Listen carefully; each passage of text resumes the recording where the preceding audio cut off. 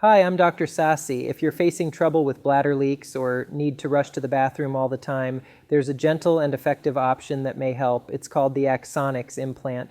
This small device talks to the nerves in your lower back with tiny pulses, helping your body control when it's time to go or not go to the bathroom. This can be a big deal if medicine or exercises haven't worked for you. Here's how it works. First, we try it out with a test. A soft wire goes near your tailbone, and you'll wear a tiny battery pack on your belt for about a week to see how your body responds.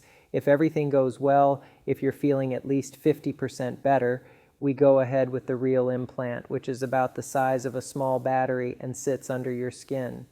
Most people go home the same day, walk right after surgery, and start feeling better within weeks. Many find they can sleep through the night, avoid accidents, and enjoy life again. If you've tried other treatments and still struggle, ask your doctor if Axonics could be right for you.